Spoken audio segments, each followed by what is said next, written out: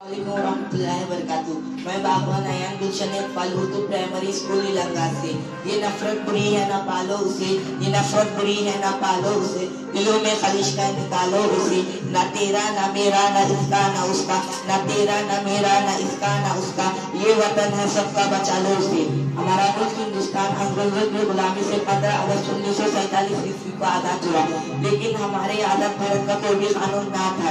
इस कमी को पूरा करने और दस्तूर मुकम्मल करने के लिए दस्तूर साज कमेटी तश्कील दी गई। हमारे मुल्क का कानून 26 नवंबर 1949 ईस्वी में बनकर तैयार हुआ, मगर उसे 26 जनवरी 1950 ईस्वी पूरे मुल्क में नाफिज किया गया।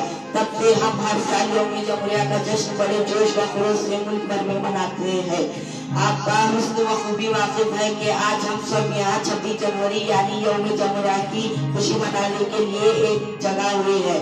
आज हम 74वां यौम जमहूरिया मना रहे हैं। हमारे भारत का दस्तूर डॉक्टर भीमराव अम्बेडकर ने अथक मेहनत और दिलजोई से 2 साल 11 महीने और 17 दिनों में मुकम्मल किया था। हमारे मुल्क का दस्तूर दुनिया के तवील दस्तूरों में से एक है।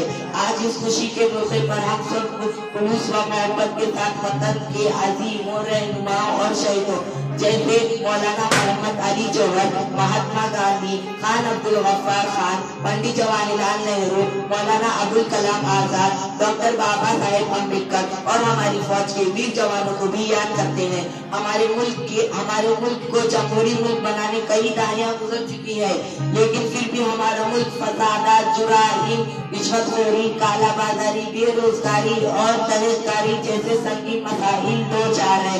हमारे मुल्क के दस्तूर ने हर फर्द को अपने मजहब और उससे तबलीग करने की आज़ादी दी है।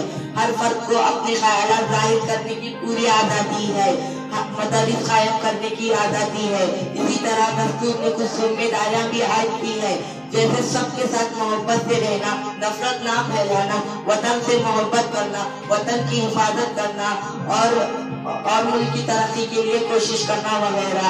इसीलिए हर फर्द को जात, नस्ल, ज़बान और इलाकों के भेदभाव से निकलकर मुल्क की तरक्की के लिए ही सोचना चाहिए और अच्छे शहरी बनने की कोशिश करना चाहिए और मुल्क का नाम रोशन करना चाहिए।